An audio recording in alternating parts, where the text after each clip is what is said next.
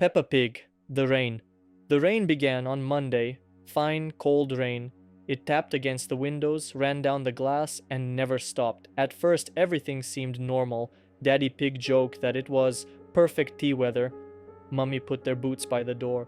Peppa drew at the table, listening to the drops on the roof. But by Friday, the sky had turned completely black. Not gray, black, like spilled ink. And the rain grew heavier. The road outside disappeared underwater. Cars stood still. The neighbors' windows stayed dark. Curtains drawn. Parked cars fogged from the inside. "Why isn't anyone coming outside?" asked Peppa. "Everyone's home," said Mummy. "Everyone's waiting for the rain to stop."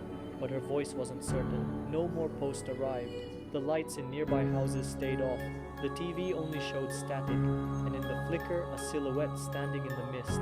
Peppa first saw him on Saturday evening, outside, at the edge of their yard. He stood there, almost vanishing in the rain, tall, silent, a shape made of shadow and water. Peppa blinked, and he was gone. The next night, he returned, closer this time, by the tree near the house. His face was hidden, only a hood, only water. He didn't move, didn't wave, didn't speak, just stood there. "Mummy, someone's out there," said Peppa. Mummy glanced at the window and replied too quickly. "It's just the rain, Peppa." On the third day, Daddy stopped coming down. He sat in his chair upstairs, staring out the window. When Peppa approached, he didn't turn. His shoulders were damp. "Are you wet?" she asked. Daddy didn't reply. There was a puddle beneath his chair, even though the room was dry. On the fourth evening, the guest stepped closer, right under the window. He stood, arms at his sides. Water dripped from him in steady streams. He didn't knock, didn't call, just stood and looked inside. Peppa yanked the curtain shut, quick, tight, but she could still feel his eyes, through the fabric. On the fifth day, Mummy barely moved. She sat at the stove but didn't cook. Her clothes were damp, and water pooled under the sink, coming from somewhere inside the walls. That night, Peppa woke to the sound of dripping, but it wasn't rain outside. It was water in the house, drops falling from the ceiling onto the rug, drips leaking from the unplugged TV, doors swollen, soaked. On the sixth day, Daddy disappeared. Only his soggy newspaper remained in the chair, letters blurred like ink left in the rain. In the bathroom mirror there were prints, wet hoof prints, but not theirs. That night the figure tapped on the window, just once, softly. A palm-shaped stain remained on the glass, wet, the fingers too long. Peppa backed away. By the seventh night, Mummy was gone too. Only her teacup remained, filled with rainwater. Peppa sat on the floor with George. They held each other's hooves tightly. George stared at the ceiling.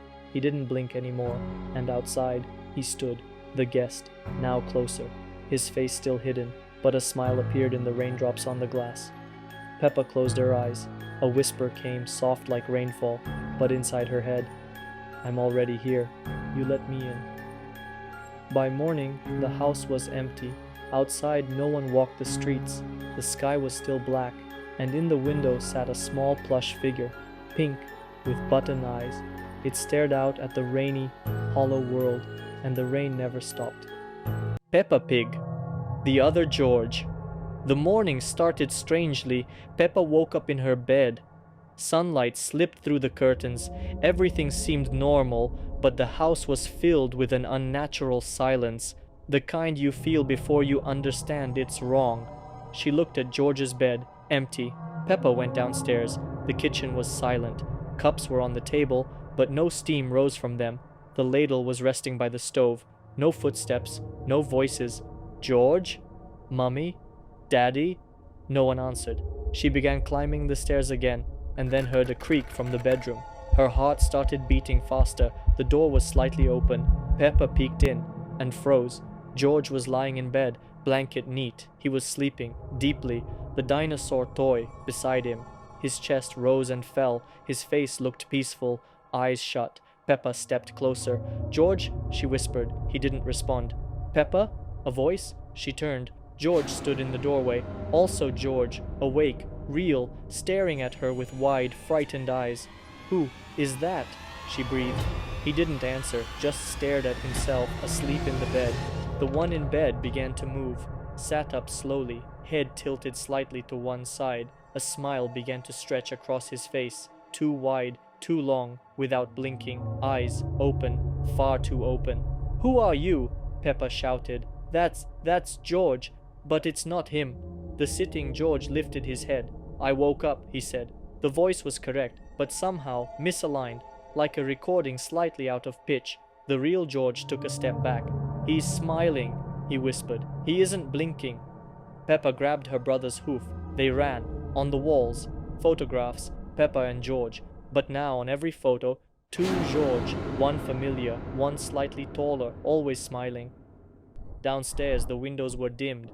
The house felt tighter. The hallway stretched unnaturally long.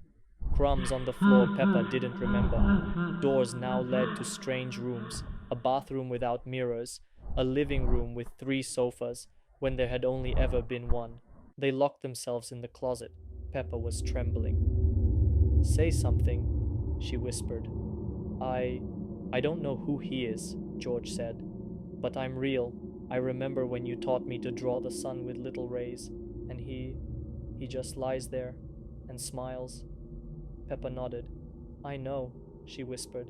"It's you, the other one." He wasn't breathing. Silence. Then footsteps, light, precise, even. He was behind the door. They could feel him. He didn't knock, didn't speak, he just waited. A shadow appeared under the door, small. Hooves. He crouched, peered through the gap. Too long. Then a voice, software flat, like it was being played back. "Peppa, open the door. We're the same." They escaped through the back, but outside, the street was empty, all the houses shut, the windows fogged, and in every reflection, a shape that looked like George. That evening, Peppa lay in bed, George beside her. They held hooves. You're really you, right?" she asked. George looked at her, smiled, silently, too long, without blinking. Since then, there are 2 George in the house. One plays with her, the other stands in the hallway, sometimes by the mirror, sometimes in the bed. Both of them smile. Peppa is afraid to fall asleep, afraid to wake up, afraid she won't notice when they switch places. Because one night, one of them leaned toward her ear and whispered, "He's sleeping. You chose wrong." Peppa Pig, The Extra Rooms. One morning, Peppa woke up and went downstairs. Halfway to the kitchen, she stopped. There was a door in the hallway, where there had always been just a plain wall, where she had run past hundreds of times, now hung an old wooden door, cracked and peeling. The handle gleamed with dull metal, and there was a smell, dampness, and something else, something stale. "Mummy, Daddy," Peppa asked at breakfast, "where did that door come from?" Mummy calmly poured tea and said, "It's always been there, Peppa." Daddy didn't even lift his eyes from the newspaper.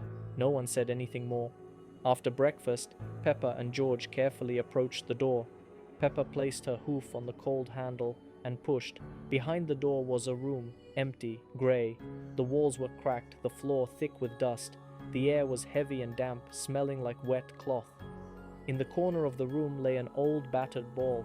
Peppa grabbed George's hoof and closed the door. The next day, another door appeared. On the landing, where a picture of flowers had always hung, the picture was gone. In its place stood a tall, narrow door covered in scratches. The room behind it was different again, a long corridor stretching into darkness. On the walls hung paintings, but the faces were blurred, as if they had melted in the rain. When Peppa called out, "Who's there?"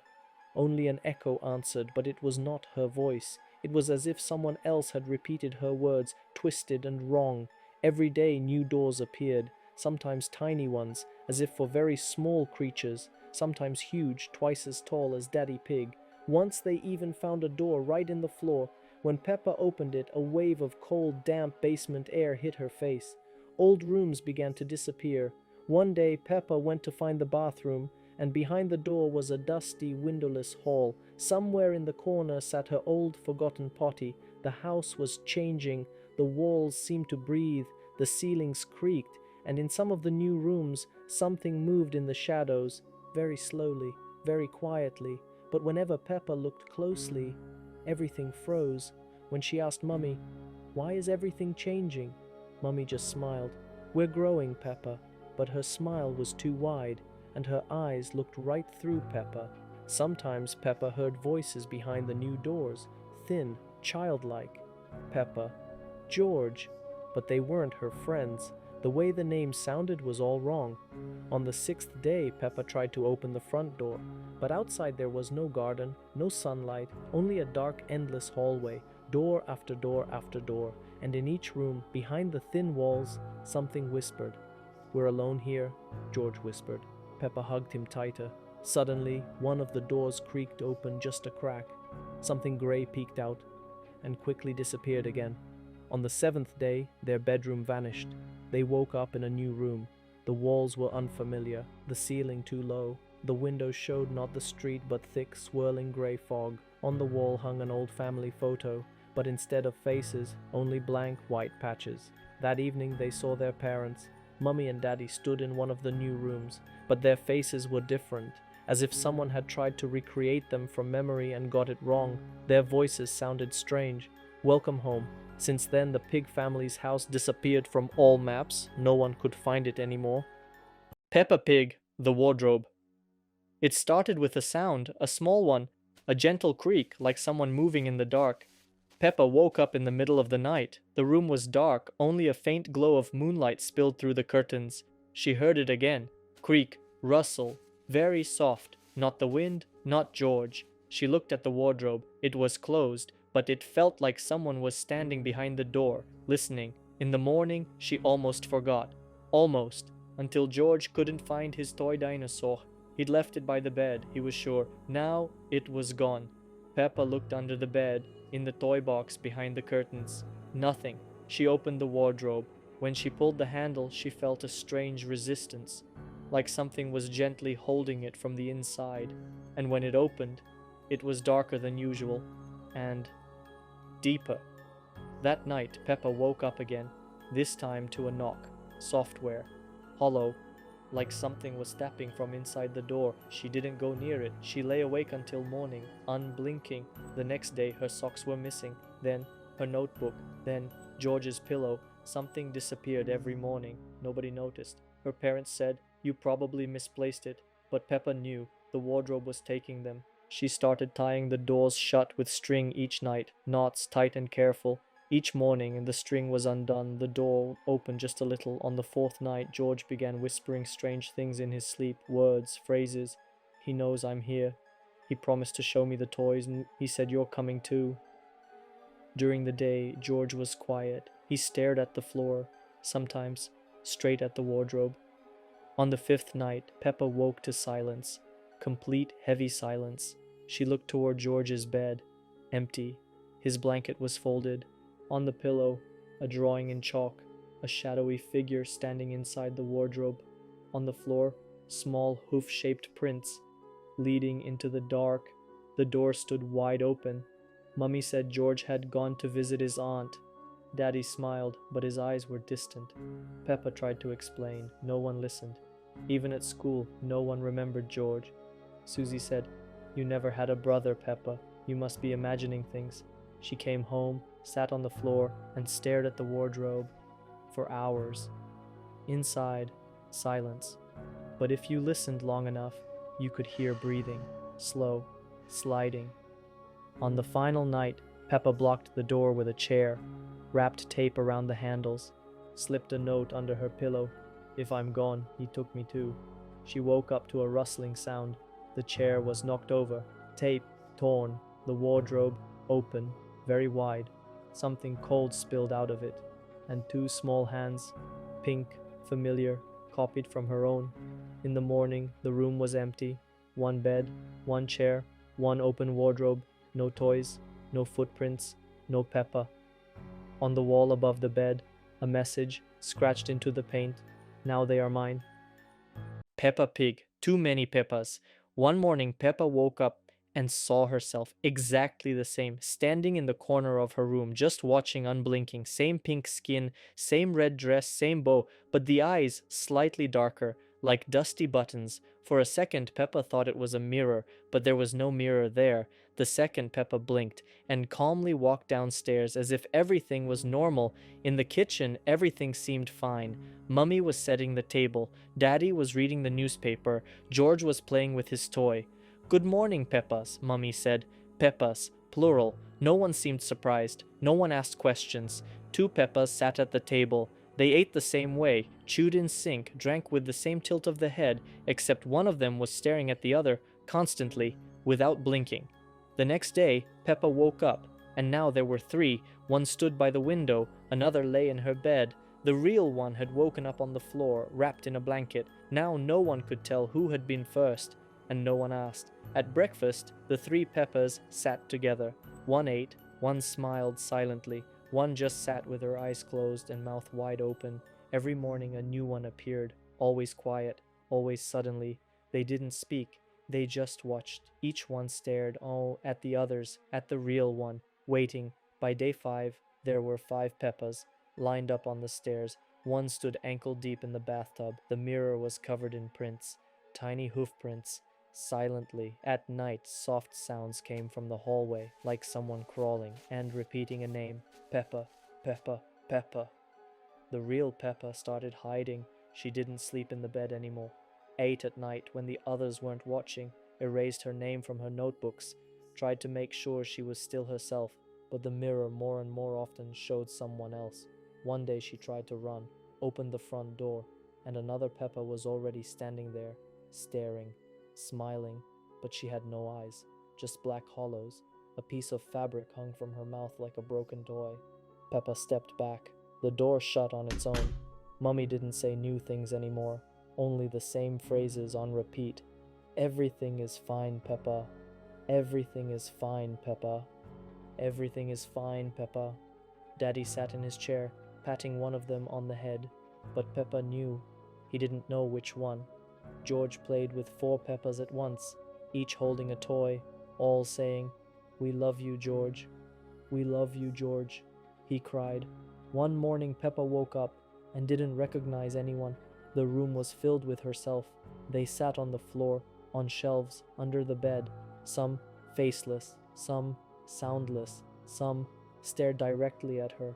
She tried to scream but heard instead, "I'm the real one. No, I'm the real one. Me, me, me," all at once.